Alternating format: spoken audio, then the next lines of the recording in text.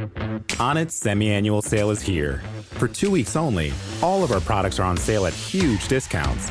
Save 25% off supplements, 10% off fitness equipment, 50% off all Onnit 6 programs, with select doorbusters at 60% off, and exclusive free gifts too. But hurry, the Onnit semi-annual sale ends Sunday, May 29th. Learn more at onnit.com. Promo codes are not valid during sale time.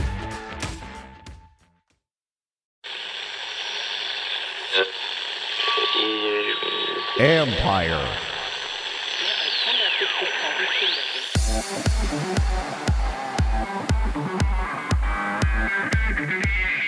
The pandemic and NIL combined to spark a winning idea. Like you alluded to, anything from a, $10 workout T-shirt up to a, $10,000 game-worn jersey that we auction off. So there's really something for everyone, and I think that's what makes what we offer so unique, not only for the athletes, but at the end of the day, like you said, on the demand side. That's Hunter Pomerantz, co-founder of The Player's Trunk, who's helping collegiate athletes cash in on their game-worn gear. This is the Future Sport Podcast. I'm Bram Weinstein.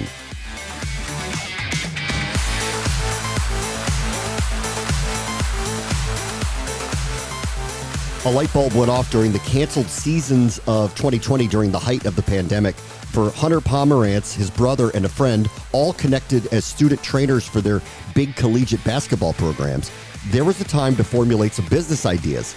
And they came up with one so big, it got them in the Shark Tank.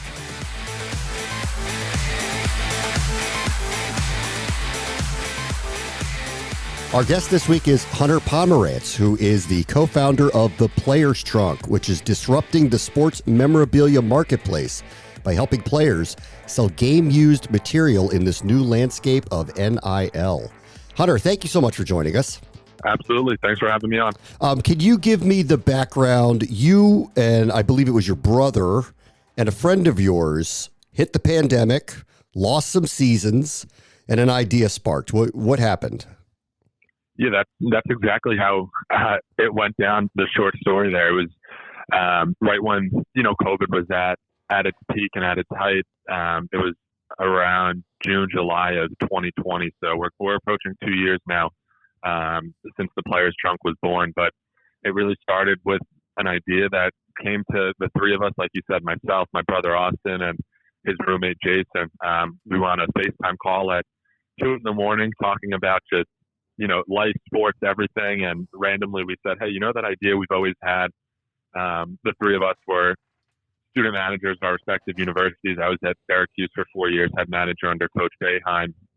Austin and Jason were at the University of Michigan with Coach Beeline, and then Coach Howard, their last few years there. So we all kind of shared that same experience, getting an inside look at these programs, working the equipment room, things of that nature. And the one constant at both universities was, wow, these guys get a ton of gear and they don't know what to do with it. When the season's over and when they do exhaust their eligibility, there's only so much they can keep.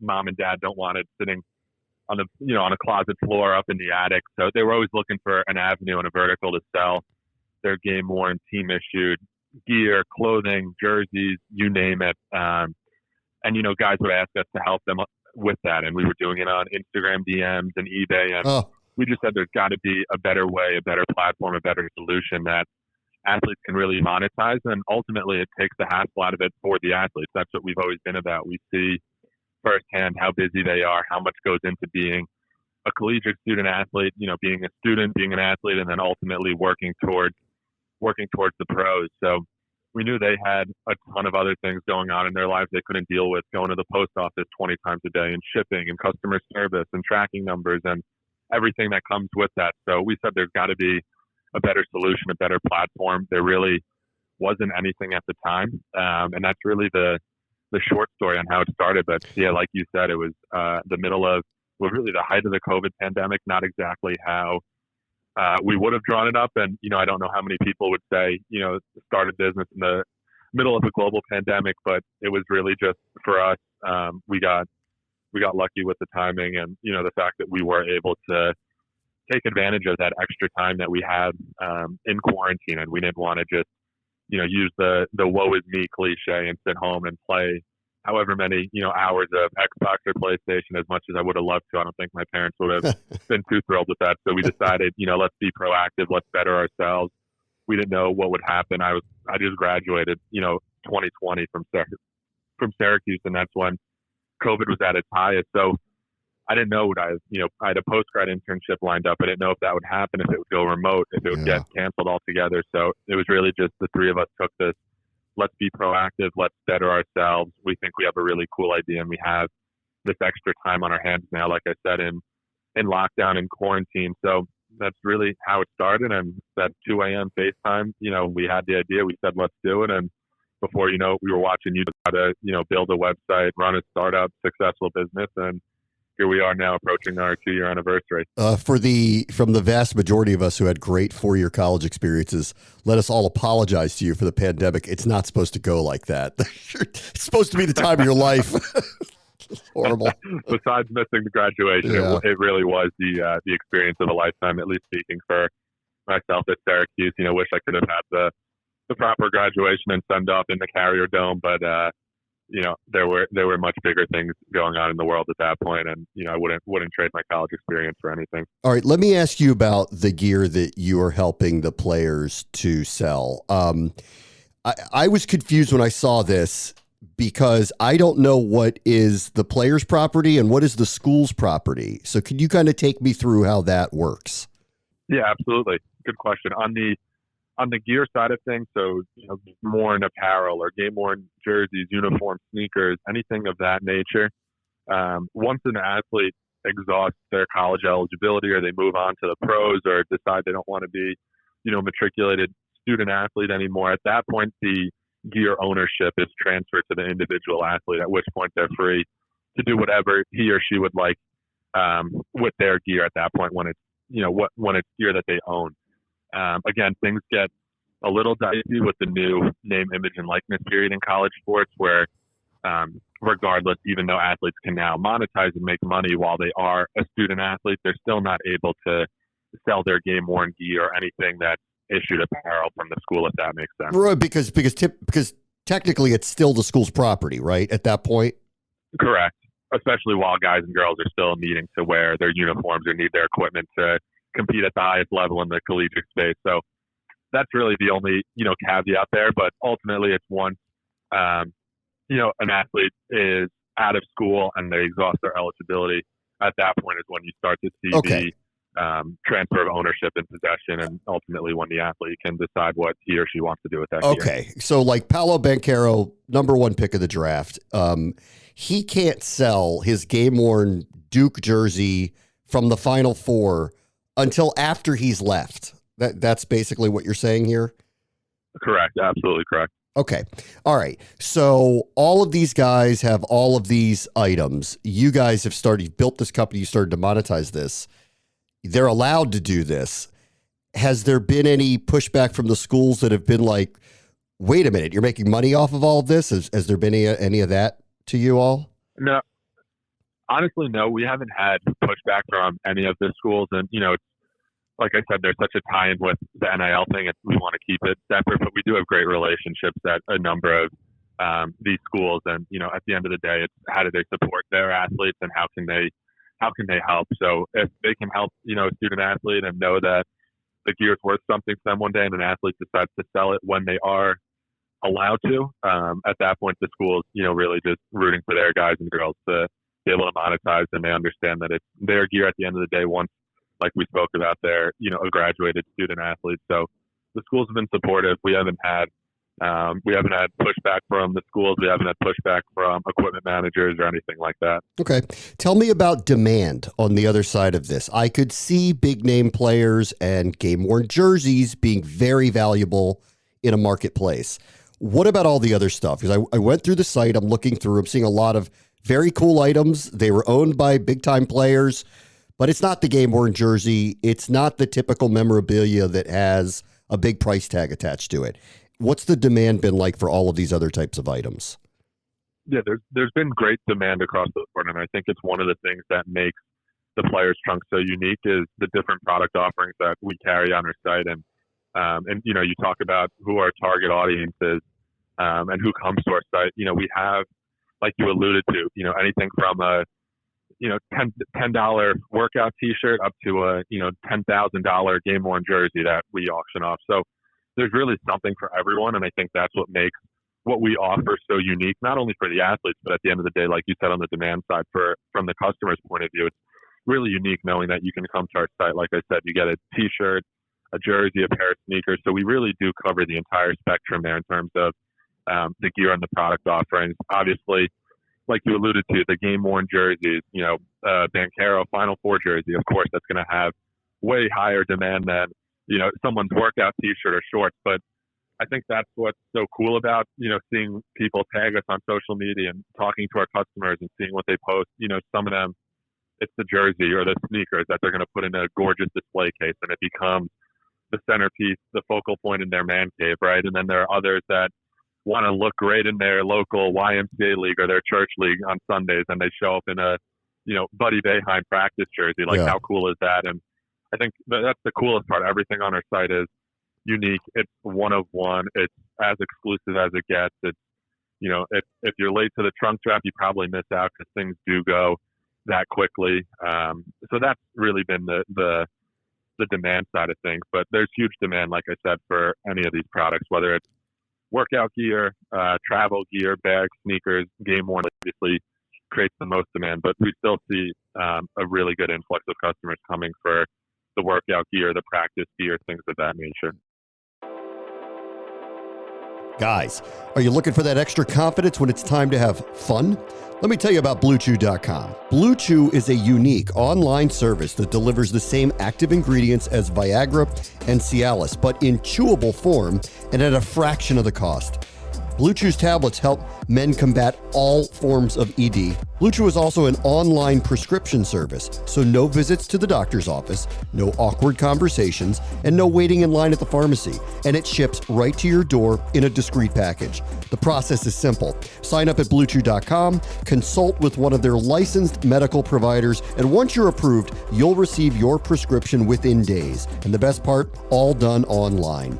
Blue Chew's tablets, made in the United States, and they prepare and ship direct, so it's cheaper than a pharmacy. And here's a special deal for our listeners. Try Blue Chew free when you use our promo code FUTURE, F-U-T-R, at checkout. Just pay $5 shipping. That's BlueChew.com, promo code FUTURE, F-U-T-R, to receive your first month free. This is all unique apparel. What's the process of acquiring it? Was that hard to start, or did that start to come really easy to you? It's definitely gotten easier as we've been able to, build the Players Trunk brand, grow our network. We've had great athlete relationships from the start. Being student managers, we have two athlete co-founders who both played at the University of Michigan, and Charles Matthews and Xavier Simpson. So they were instrumental early on. Getting it off the ground and, getting us the top level talent right off the bat. And it's been kind of that domino effect ever since. So we've been lucky and fortunate in that sense. But like I said, it's, you work with one guy or girl, and next thing you know, a teammate sees it, and then someone that follows them on Instagram sees it. Before you know it, you have 5 other athletes reaching out. Hey, I saw you did a trunk drop with whoever the athlete is. With Cassius Winston, I'm a teammate or I'm a friend. I played at this school. How does the process work? So, like I said, it's kind of that domino effect that's been able to garner us the thousands of athletes we've been able to work with in, just under 2 years. Where are you seeing in demand for male versus female athletes? I'm assuming you have a number of female athlete items as well. Is there a demand for that memorabilia? We do, and there's definitely a huge demand for the female sports. It's an area that we're looking to constantly bring more females to this site just because the demand has been so high. I think the female side is a unique one, being that, unlike a lot of the male sports, some of the female ones, there aren't these, lucrative professional leagues that these females go on to, unfortunately. So, some of these fans and, girls that follow these athletes, the collegiate space is really like the end all be all for a lot of them in terms of being able to watch and follow the highest level of athletes competing night in and night out. So women's volleyball is a huge one for us. I mean, some of those fan bases are absolutely in love with what we do. I know Nebraska volleyball is a huge one. Texas volleyball, huge one for us. Softball as well. We've done a number of trunk drops there. So, like I said, the female side of things is a really, really unique one, just being that the landscape and the scope in terms of what comes next for these athletes when they do graduate in terms of becoming a professional athlete is a little bit different than what it is on the male side of things. So we've seen a huge influx of, customer requests and Instagram DMs that we constantly get. Our emails get flooded with, need more female trunk drops, more softball, more volleyball. Those are definitely the two biggest female sports that we've seen demand for. Okay, so your business is you're acquiring these game-worn items from these athletes. You are selling them on a secondary marketplace to fans. What's next? Are you all going to end up in NFTs, or are you going to try to capitalize in another way with these relationships with the athletes? Yeah, I mean, NFTs are definitely on the spectrum for us on the near horizon. We've actually been doing a lot of business in the name, image, and likeness space. That's brand new to college athletics as of, July of last year, 2021. And we've been a leader in the NIL space since the day it started. We were the first company to sign a co-branded deal between an athlete, a brand, and the university. That was Buddy Boeheim at Syracuse. He's the first NIL athlete ever to be able to use the school marks and the iconic block ass on merchandise that we created in collaboration with him. So that really got the ball rolling for us early. We've, acquired a number of other licenses to produce co-licensed merchandise and apparel for student athletes. And I know you just mentioned NFTs. Like I said, it's a space that we're actively exploring. We're also very big into the trading card space, physical trading cards, that is, for current guys and girls in school. And we've been really successful with those early on. Just launched a few guys who were drafted last night in the NBA draft who did sign trading cards with us, limited edition runs. Oh. So it's really exciting. The gear is always going to be, our passion, our bread and butter, but there are so many different opportunities and verticals that we've continued to bring customers, and there are others that, we're constantly working on behind the scenes as well that people will start to see, trickle onto our site in the near future. I mean, maybe this is too early to answer this, but do you guys have an exit plan already? Are you expecting Fanatics to buy you? Like, how are you kind of looking at the future here?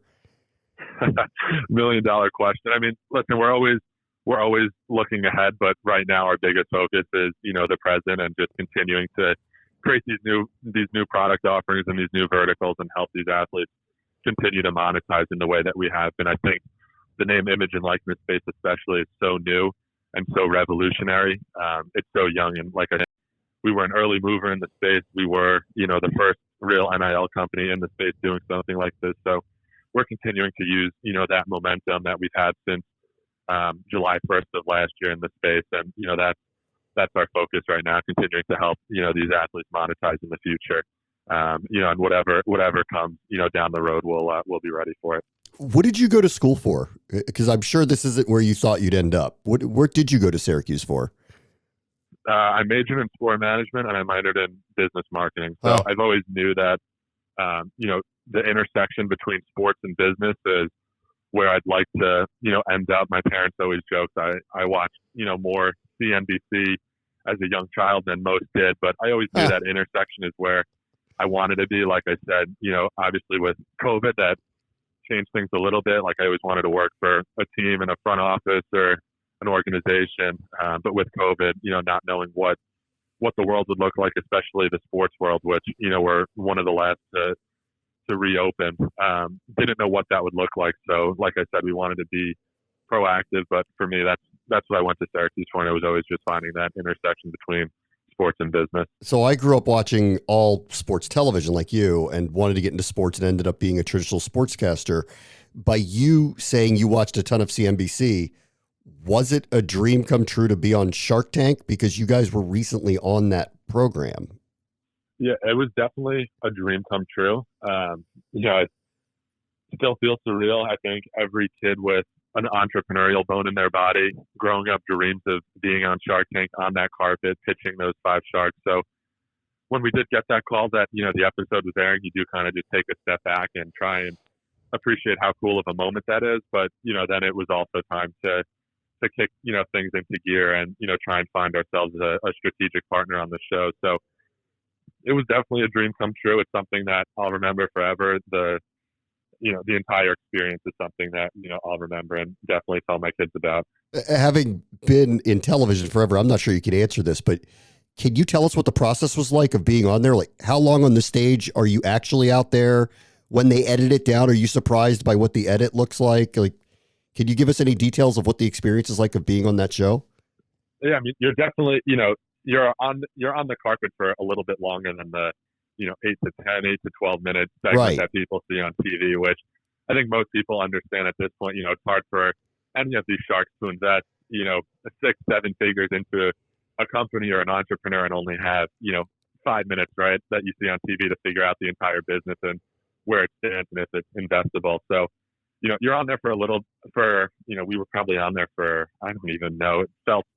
It goes by quick, though, I'll tell you that much, when you're on there and, they're firing questions at you and you're answering and having an open dialogue, trying to make sure that they fully grasp the opportunity in front of themselves. But the experience was great. Like I said, we went on there looking for a strategic partner, and, I don't want to spoil it for any of your listeners that might want to go and rewatch the episode.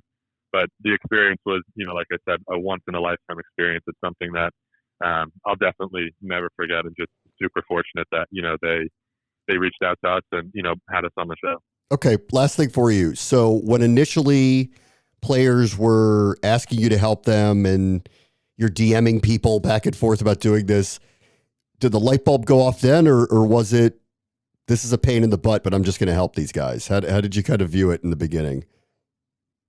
No, I think we've always viewed it as, where we've been helping athletes our entire lives, especially, being student managers at Syracuse and Michigan. Like, that's literally the role of being a student manager. It's help the athletes, help the coaching staff. So we knew, what we were getting ourselves into. We knew there would be a lot of,